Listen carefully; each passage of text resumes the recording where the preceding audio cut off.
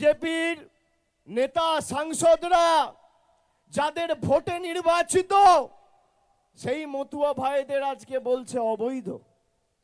বিজেপির সাংসদ কেন্দ্রীয় প্রতিমন্ত্রী শান্তনু ঠাকুর তিনি বলছেন যদি 1 লক্ষ মতুয়া নাম বাদ যায় যাবে। বিজেপির বিধায়ক বলছে যদি 5 লক্ষ মতুয়া নাম বাদ যায় যাবে।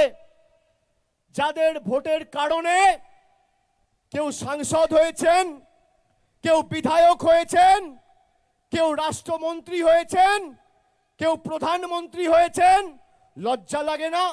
সেই মানুষগুলোকে আজকে অপমান করছেন। আমরা অবৈধ আর নরেন্দ্র মোদী বৈধ, মতুয়া ভাইয়েরা অবৈধ আর শান্তনু ঠাকুর বৈধ।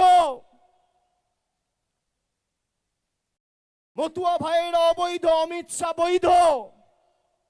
একবার খোঁজ নিয়েছিল বড় মা যখন বেঁচে ছিলেন, একবার খালি ছবি তোলার জন্য গেছিলেন ঠাকুর বাড়িতে। যখন বড় মা অসুস্থ ছিলেন একবার খোঁজ নিয়েছিলেন তার শরীর কেমন আছে, তার কোনো অসুবিধা হচ্ছে কিনা, স্বাস্থ্যের খবর রেখেছিলেন। আওয়াজ তুলতে হবে, হয় নিঃশর্ত নাগরিকত্ব নইলে মোদি গদি ছাড়ো।